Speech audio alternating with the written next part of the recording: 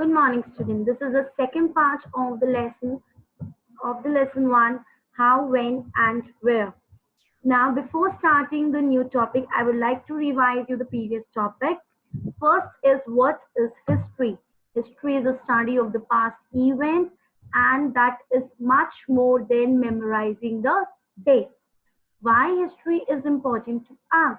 Because it helps us to finding how the things were in the past and how the things have changed.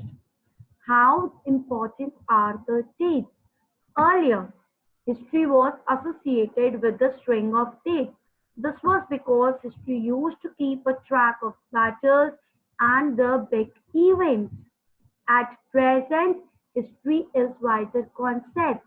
It is much more than memorizing of the dates, which includes how and what concept.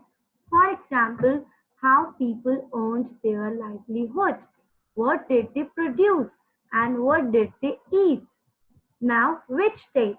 Historians wrote about the year when a king was crowned or the year he had fought a particular war or he died. Dates become important when we assume that particular sets of events are important. For example, 15th August 1947 is important for India.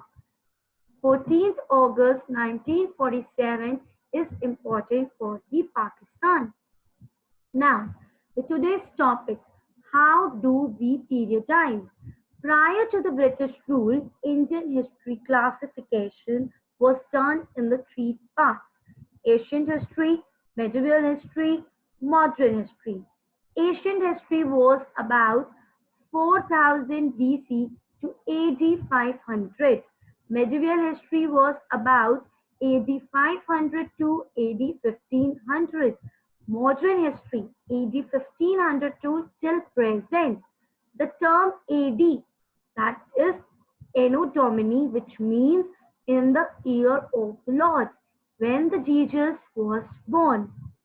The BC term, it is refers to as the before Christ. That means prior to the estimated birth of the Jesus. Now, what is the criteria to periodize? Now, in 1870, a Scottish economic and the political philosopher named James Mill published a book, History of British India.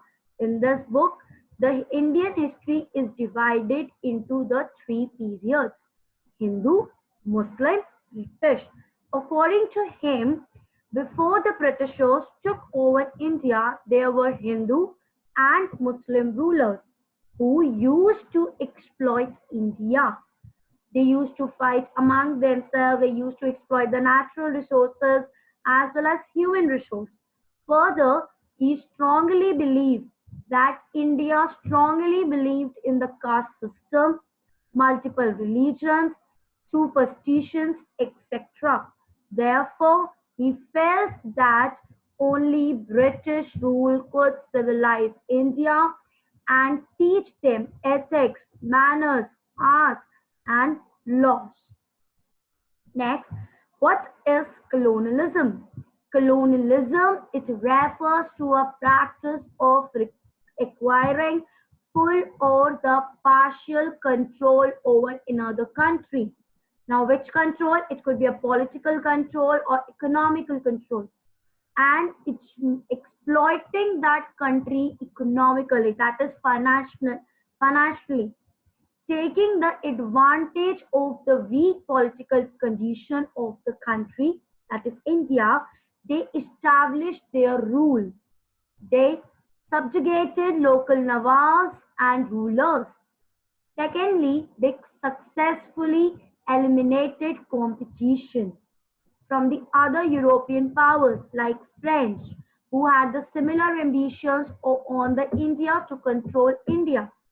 Thirdly, slowly they established control over the economy and collected land revenue to meet their expenses and purchase the goods that were sent to the England.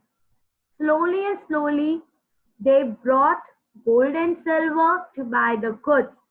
But once they were completely settled over here, they compelled the farmers to grow the crops which were in the demand in the international market, like opium, indigo, tea. But that these crops were very harsh for the soil.